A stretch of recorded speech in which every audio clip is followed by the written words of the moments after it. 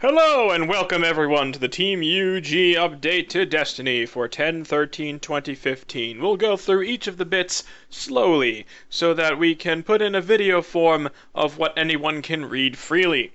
First thing on the list is that Tess Everis has returned from her vacation and is now back at her station in the tower. A new currency, silver, has been added to the game. This would be the pay-to-win currency, but currently, fortunately, it's only used for emotes. Until emotes are used as a method of gaining power like they are in EverQuest, fortunately, this will not be a pay-to-win situation. Tess's booth has been given a facelift to reflect her new status as the overlord of the Eververse Trading Company. Next, Lord Saladin has returned from his hiatus and brings new wares for Iron Banner challengers. Keep in mind that the servers were down for the beginning of Iron Banner and the exploit is not available. For those of you who don't know, the exploit was the fact that if you were in orbit when Iron Banner began and you went down to the tower, you would maintain your previous Iron Banner ranking. It would not be returned to 0 until you went back into orbit. As such, you had the opportunity to buy everything up to rank 5, assuming you had gotten rank 5 in the previous iteration, and get all those guns quick. It would not have been an issue much this time because the epic items were... they cost marks instead of glimmers, so you probably could only buy a few at most. Now, keep in mind that with the Iron Banner, legendaries cost 90 for a weapon, and I believe 45 for a piece of armor, and as such it is cheaper than the other things. I have read out in the world that the pulse rifle is an awesome piece of gear and might be wonderful. I have also heard that its rolls are fantastic, so check it out. Now, players who may have deleted their pre-order ghost shells after the Taken King launch now can obtain them again from the speaker. So go talk to him if you've deleted your shell. I know I have. Now, we also have fixed an issue where some Taken King's Collector's Edition purchasers did not receive their shaders. That would be a real shame because we need those shaders. Now, they can be obtained from the Shader Collections kiosk. There was also an issue fixed where some Year 1 special order emblems and shaders were not appearing in collections. Now for weapons. Shot Package, the lovely range extender on shotguns, has been removed, and shotguns that had it have gotten a different perk. Your guns now require you to slide into your enemy. Enjoy. All black spindles have been reduced to 20 attack points. That sucks. Now, it may have been unfair for the kiosk to give 300 attack power spindles, but taking people's spindles that they already have and taking them down 20? I'm not so much a fan. But if that's the only way they could have executed this change, then let me rewrite their code. Okay. They also fixed an issue in which rare sniper rifle scope upgrades did not correctly show progress. Good. Fixed an issue in which activating the Eye of the Storm perk was not using correct feedback when readying the weapon. Well, I don't know much about that, but sounds good. We fixed an issue, well, they fixed an issue, in which the Second Wind perk was incorrectly applying on the initial spawn. That would be First Wind, wouldn't it? Good fix. Now for armor. Players can now reroll stat nodes and upgrade nodes on exotic armor via the Twist Fate node. What? It's a lot of nodes. Okay. Twist Fate will require Glimmer, armor materials, and Glass Needle. Glass Needle appears to be a new kind of item, material, crafting material, which will be available from Xur during his weekly visits to the tower. And he's got Zeratul voice, so give him a visit. Exotic items. An issue is fixed where no backup plans. The Titan gloves, if I remember correctly, did not consistently trigger Force Barrier on shotgun kills. Unacceptable. Fixed an issue where the Air Traffic Control perk on the Taikonaut helm did not properly increase heavy ammo drop rate with a rocket launcher equipped. Cool. Smoke bombs used with sealed Ahamkara grasps no longer cost 2 charges. Wow. Maybe they cost 6 now. Who knows? Okay. Quests and bounties. We fixed an issue where Hunter and Warlock class level up quests were not giving rewards for the correct level. Again, ambiguous. Were they giving too much, too little? They don't tell us these things. They don't tell us. It's not good. Okay. Fixed an issue with some Year 1 exotic bounty items that were causing lingering waypoints to remain over various NPCs. Can you imagine that? You walk up to Randall Vandal like, hey Randall, fuck you! And you pop him in the face with Twisted Fate. He dies. But he's still got that little diamond thing? And it stays there. And okay, so fine. Go, you go on with your mission, and then it's still there pointing backward. Isn't that fun? I'm glad they fixed that. I'm very glad they fixed that. Okay. Fixed several issues where some bounties were not correctly requiring players to complete Court of Oryx encounters within the stated time on the issued bounty. Wow. You didn't have a time limit. Pfft. Guess if you needed the time limit. Okay. They fixed an issue where some Vanguard bounties were incorrectly granting credit across entire fire teams. Oh, that's a shame. These quests were annoying. Okay. Heavyweight, you must now do it yourself. I noticed personally that you don't need to actually get 5 kills. Maybe the tooltip's wrong, but you gotta do it yourself now. Rocket launcher, or machine gun, or sword. Great. Specialized Rampage, the one where you kill 3 within 3 seconds 7 times. Grab a fusion rifle. Enemy in every corner. I forget what that is. And Invincible. Well, just don't die. Okay. But now those are all solo, so keep that in mind. Which is a shame. I kind of liked them grouped. Okay, for strikes. The weekly heroic playlist now shows how many weekly bonus legendary mark awards remain. That's awesome. So how many of the 30 you have left? It tells you. Thank you. Fixed an issue where players were not transitioning to return to orbit upon Fogoth's death. Huh. You're stuck in there forever. No, you probably just use your own orbit and you'll be fine. Okay. Fixed an issue where players were not transitioning to return to orbit upon Omnigul's death. What is with these?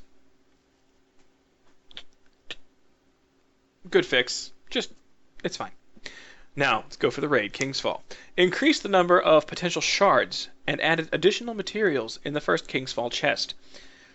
I guess the raid is a little bit more rewarding now, just a little bit.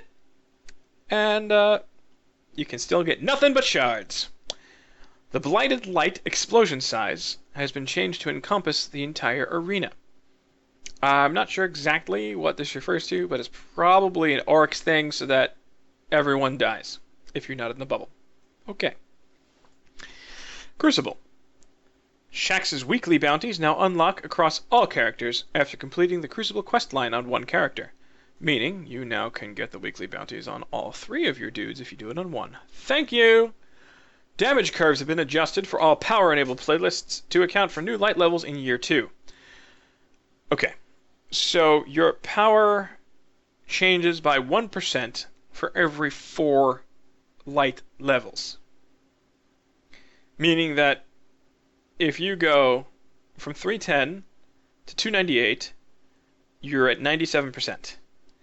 If you go from 310 to 210, you're at 75%. Yeah, power matters. Okay. Distinct audio cues have been created for teammate and enemy revives. Useful. I did want to know when a revive happened. It's good to know. Weekly Crucible Bounty. Featured matches now properly progresses in weekly featured playlists, in addition to daily featured playlists. Weekly Crucible Bounties, featured matches, and making an impact now also count top 3 finishes in Rumble as wins, to be consistent with other Crucible quests and bounty steps. Hold the Line bounty now only requires being near one of your teammates instead of 2. Fixed an issue where largest multi-kill stat on the Mayhem scoreboard did not accumulate correctly. Now let's talk about playlists. Thieves' Den has been removed from the Rift playlist. Great. Added Twilight Gap and Asylum to the Elimination playlist. Removed Thieves' Den from the Doubles playlist. Removed The Anomaly and Firebase Delphi from Inferno Salvage, and Inferno Skirmish playlists. Iron Banner is now enabled for the week of 10/13 to 10/19. Requires a minimum character level of 40. Recommended light for Iron Banner is 230. Where'd they come up with that number? We'll find out. Game completion rewards have been reworked to provide a more valid source for Iron Banner rewards. End of match rewards now include both weapons and armor, including the items that are available on Lord Saladin. New emblems have been added to Lord Saladin's inventory. Lord Saladin now has 3 daily bounties and 3 weekly bounties that award legendary marks. The 3 daily bounties are pulled from a pool of 9. The weekly bounties are the only bounties that award legendary marks. The patch note is misleading this way. It's got a syntactic ambiguity. Let me clear that up for you. Gear purchased from Lord Saladin now requires legendary marks instead of glimmer. Exploiters be damned. Tempered buff is now applied automatically to your character and continues to grow in effectiveness each day of the event week. Tomorrow, your wins will be worth more. Your losses will be worth the same amount. Your bounties, we'll find out tomorrow if they're worth more. But on Monday, you'll be getting more than 2.5 times the rep for each individual win. So keep that in mind. If you can't play today, you're fine. Now, the Trials of Osiris will be enabled this weekend, 10/16 to 10/18. Requires level 40, requires 251, recommended 290. Winning teams now receive Trials gear rewards directly at the end of match completion. You better play. And the last place will get the most shit. You know it. Players that go undefeated in their passage will be continued. Wow. Players that go on their passage through all 9 games and win every single one will continue to be invited to the Lighthouse. I can't wait to see what that is. Players may continue to play in the Trials past 9 wins, but no extra rewards are gained past 9.